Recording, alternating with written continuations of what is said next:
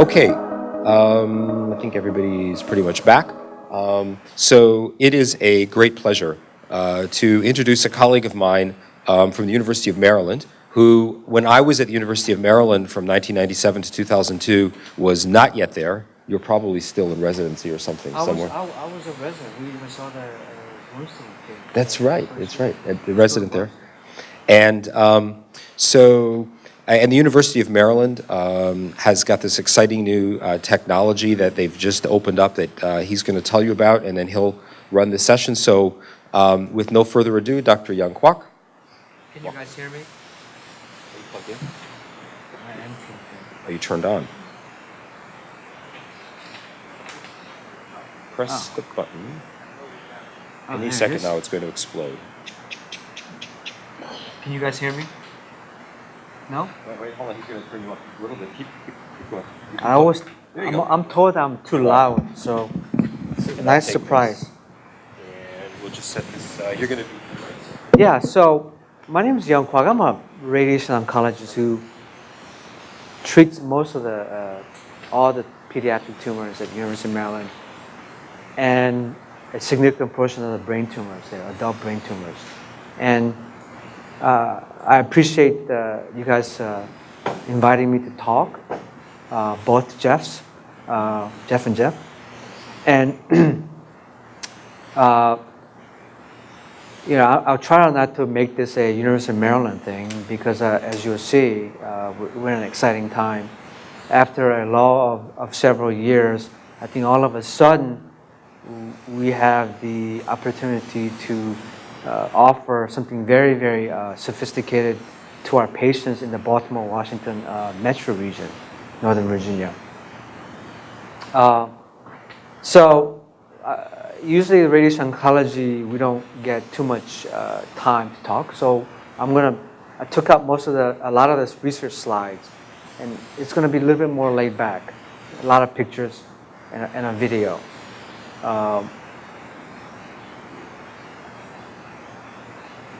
So how do I? Right, there it is. So when we talk about radiation, we're always talking about therapeutic index. We try to deliver as much radiation to the tumor as possible, while we minimize tissue dose to the normal tissues around where we're aiming the radiation. And this is a simple concept, but it's extremely difficult to achieve in many cases. So let's say you have a deep-seated brain tumor. Well, you have to get to the brain tissue, get through the brain tissue to get to the tumor. And for a long time, when we use radiation, we use what we call X-rays or photons. And this was just very difficult to achieve in many of our patients. Now, we have something called protons, where it's very different than your conventional radiation. And really, there is no doubt now that proton beam therapy offers the best dosimetric advantages. So on paper, in front of the computer screen, there is no question that it offers a superior dosimetry, radiation cloud, compared to photons. Whether that translates into a meaningful outcome difference is something that we have to do. We have to prove.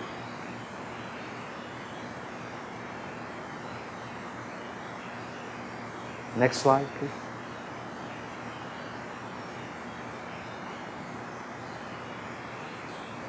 There it is.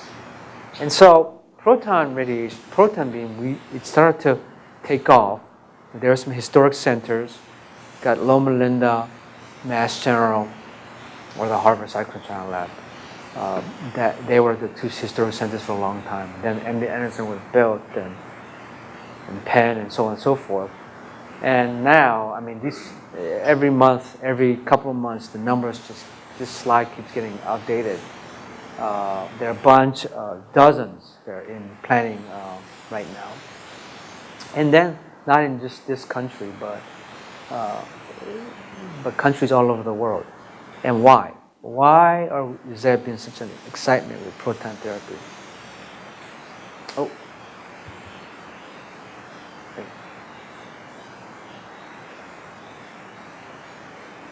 It's because protons, some of you have seen this already.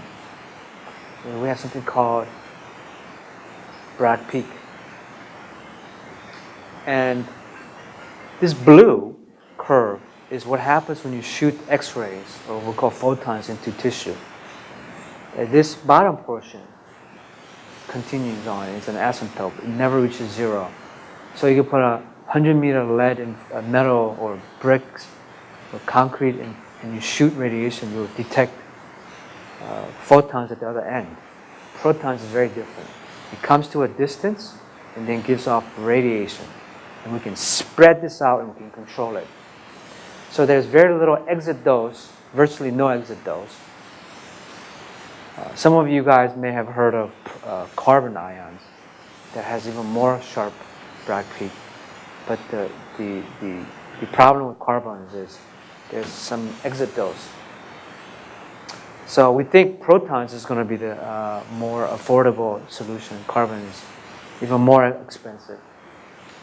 And so this is sort of the wave of the future.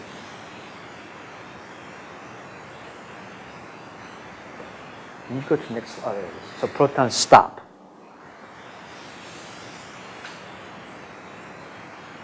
I got a point here, right? Next. So this is sort of a graph, what we're talking about here. So X is X-ray. You have integral dose and conformality. How conformal it is, how much it hugs around, how well it hugs around the target. And integral dose is total energy deposited in human body or tissue. And the higher the integral dose, the higher your risk for secondary malignancy, theoretically.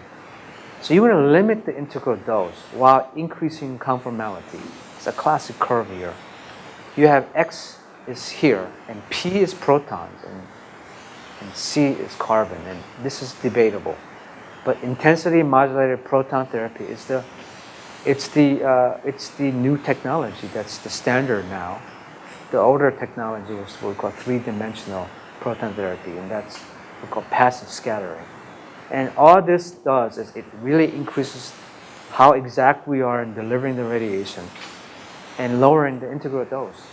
So less energy deposited in tissue is the way to go. And this has a special benefit to pediatric patients, which I will go into more in detail. Next slide. So this is what we do for a long time in most centers, and including our center just not too long ago, where we give, this is craniospinal radiation, where you're treating all of the brain and spine, the entire CSF space. So we're talking medulloblastoma, PNETs, and old days, non-germinal stem cell tumors, and so on and so forth. And all this exit dose to the heart, to the lungs, to the breast. And if you look at all of the population of studies, kids who've gotten medulloblastoma, craniospinal radiation, or radiation, they all have increased risk slightly of breast cancer, lung cancer actually. They have a higher incidence of esophageal cancer, and they have a higher incidence of cardiac toxicity later on. And in protons, next, because of the stopping radiation, next slide, it just stops. So we're able to spare all this tissue beyond the spine. Okay? And we've done many, many plans at our center, and this is very exciting. So how are the protons produced?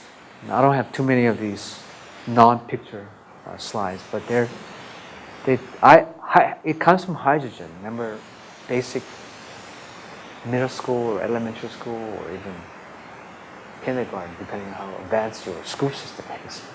Hydrogen has electrons and protons, has a single proton, and the protons are separated in a vacuum tube called cyclotron, and it is accelerated. Okay, and it leaves the cyclotron, and it's bent in multiple ways, and it gets directed with giant magnets into where you want to deliver the radiation. When we're talking giant, we're talking tens and tens and tens, hundreds, and together tons gantry. Okay, into the treatment room.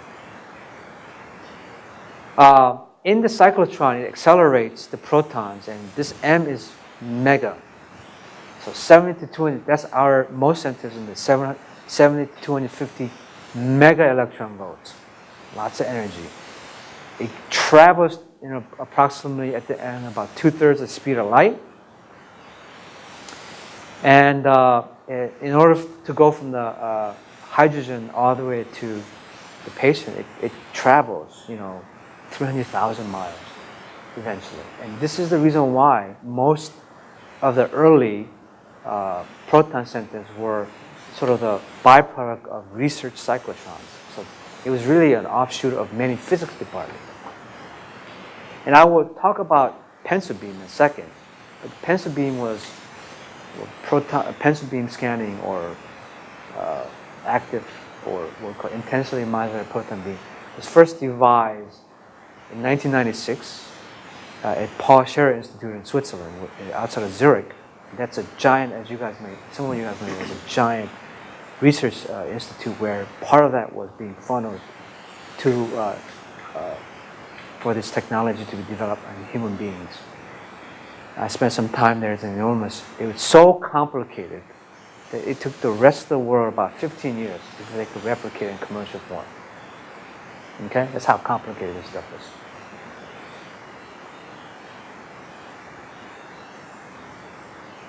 Next slide. Okay, so the old way of doing this was a very cumbersome method. I think a lot of it was, sometimes people were doing it, they're so upset how complicated, how much work they have to do. They say, there's got to be an easier way. And I think that's a driver of many things in life. But it was just a very complicated way to shape the beam and shape each beam in each patient. And it was very cumbersome, cutting out multiple metal structures and so on and so forth. And this is the old, what we call passive scattering. Next slide. On the left is passive scattering. And the right is what we call pencil beam scanning. It's the modern. And I'll show you a video. I know some of you guys have already seen the video. Right? Yeah. As you can see on the left, the old method, the whole beam comes out. So you have to individualize each field. The whole beam has to be shaped with metal cutouts, blocks, you would call it. It's very conformal at the distal end, but not so conformal at the proximal end. Pencil beam, you put in tiny pencil beams, tiny spots at the tumor. And in all my years of doing this, or a couple of years actually, but just recently, a couple of months ago, my patient told me that this looks like 3D printing, and I'm going to use that. So let me show you the video. This is our layout. It takes up a whole city block, by the way. This is miniaturized. So anywhere from 70 to 250 mega electron volts. And these are giant magnets. And we have 5 rooms. And can you play the video?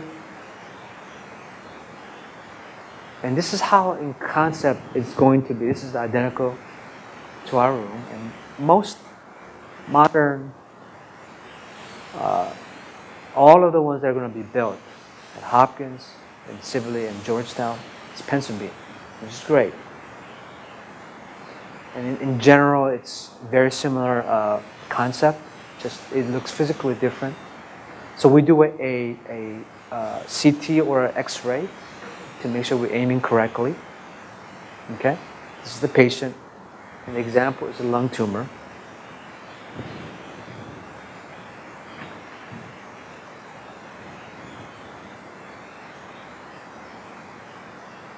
You see what it means to sort of picture what a 3D printer prints, how it does it.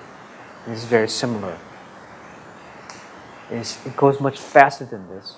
So it paints one layer, paints another layer, and so on and so forth. It actually happens much quicker than this.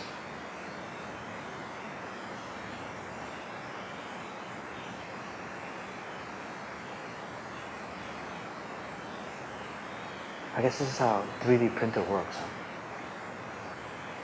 How much time do you do? It depends on the case. So anywhere from 3 to, high-grade gliomas, we're talking 2 centimeters. Depends on the clinical, but that's what we call clinical target value, where we have to cover microscopic disease, right? So Raptors, Ewings, they can be large. And there's nothing deep to that. There's very little dose deep to that, and I'll show you some pictures.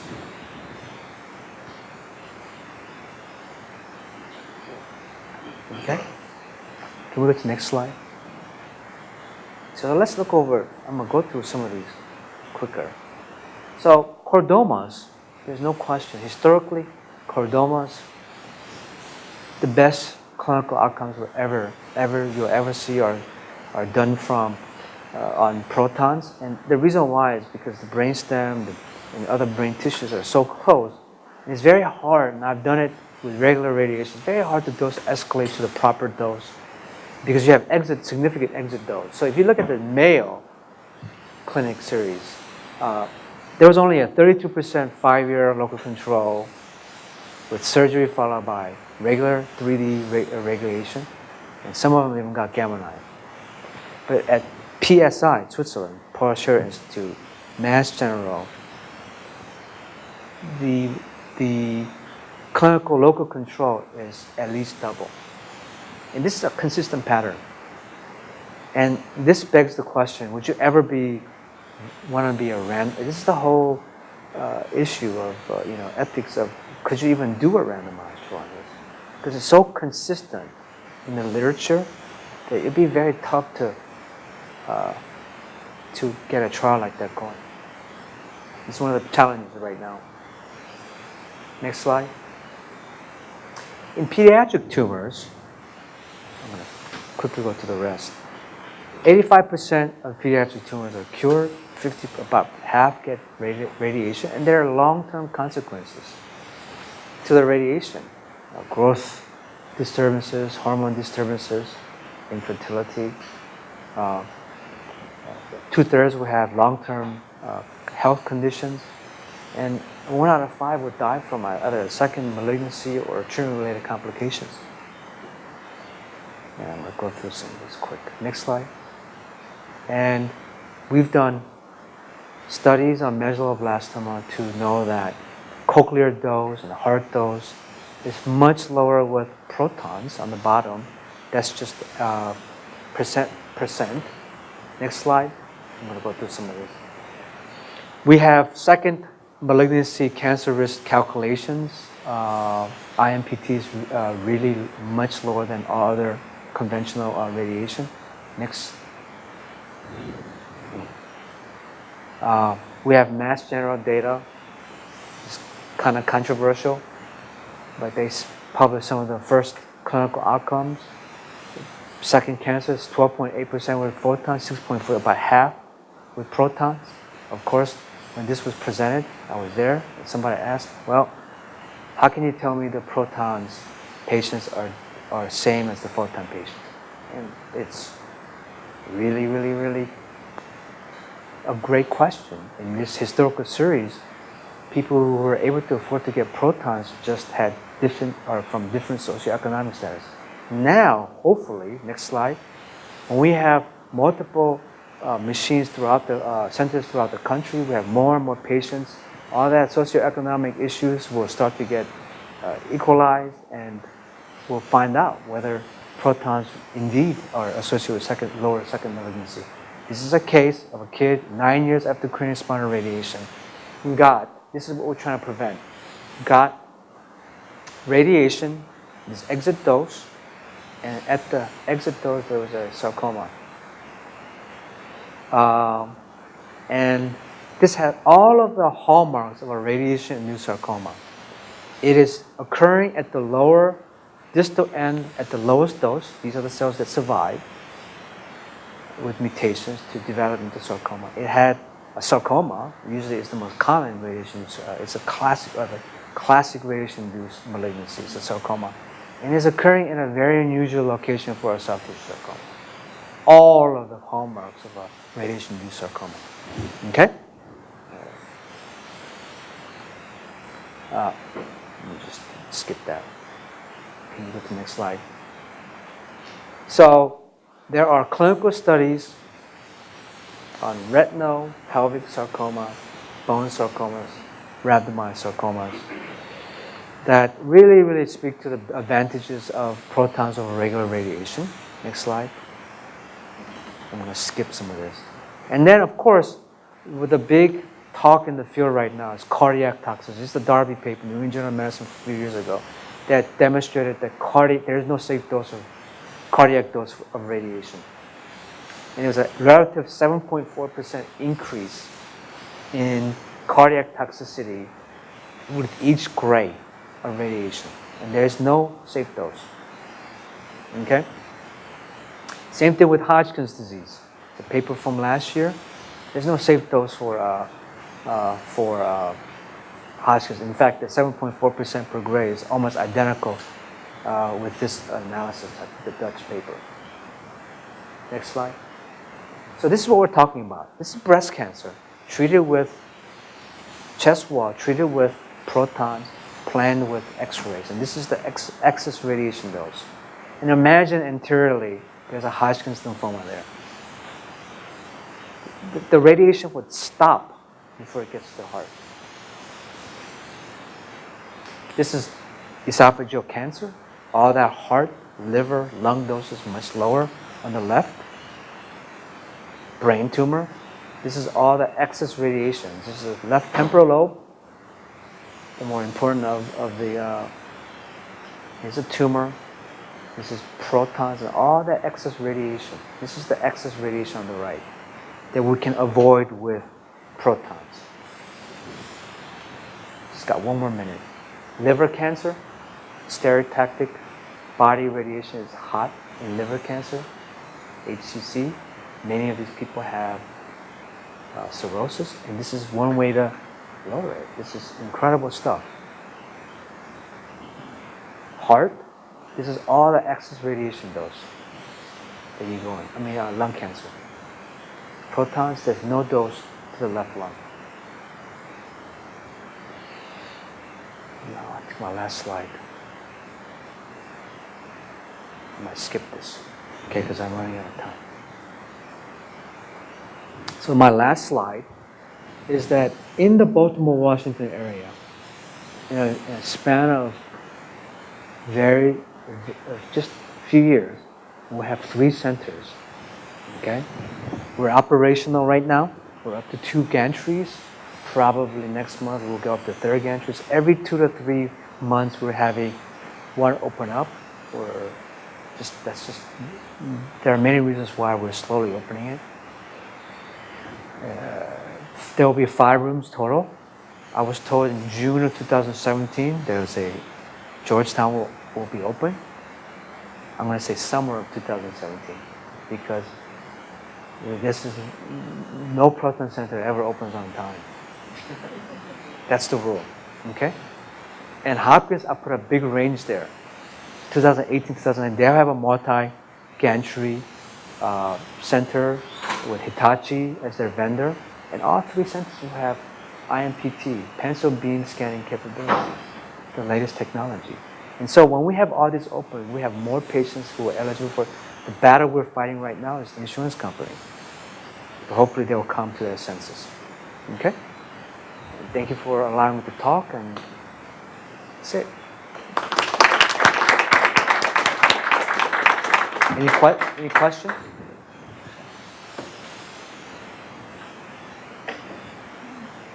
Good. So, great question. We were the 2nd center in the country, Mayo, and I heard there's another center the one in tendency is also cost neutral. We're cost neutral. So it's same as IMRT. Protons is same as IMRT. Historically, it's been 2.5 times the cost, so the insurance company get billed two times the cost. We've went to a cost neutral model where it's the same. We thought that that'll make the insurance company see the logic and approve everyone, and that's not the case. Because a lot of the rules they have were set up, policies were set up when the protons were much more expensive. And it's just the inertia, like it's very hard to change that unless they go back and change their whole policy. And that's the thing that, so there's a second, third appeal, and there's a final appeal, and then they finally come to their senses. But it's like a month process of getting insurance for them. Before breast tumor, the other genital tumor, do you inject mercury into the pleural space temporarily to protect the lungs and heart and then take it out?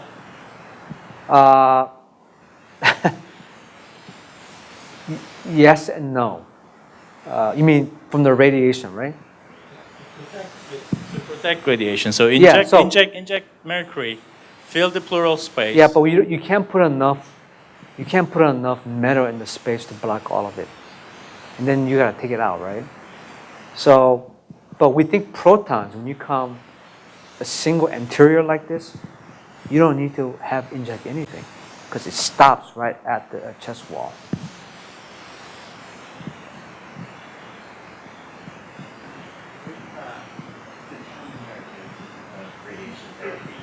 Photon therapy is, if we treat our tumor with 54 gray of photons, is it necessarily the same dose? Do we have to redefine the amount of radiation to give each of these tumors? With protons, right? With protons? Yeah, we've taken it, it's a 1.1 to 1 ratio, what we call RBE. And we have now done all that, and it's pretty much equal. Like, it's a set. Should we do all those studies all over again with protons? The answer is theoretically, yeah, but it's not going to happen in a lifetime because now we assume that they're equivalent in dose, and it's just logistically impossible to do all those studies all over again. But we're doing like phase 2 rhabdo. There are different complexities with protons that we have to answer right now before we can even do those studies. Okay, we gotta move on.